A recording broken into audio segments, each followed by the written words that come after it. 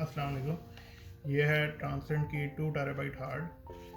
ये है USB 3.1।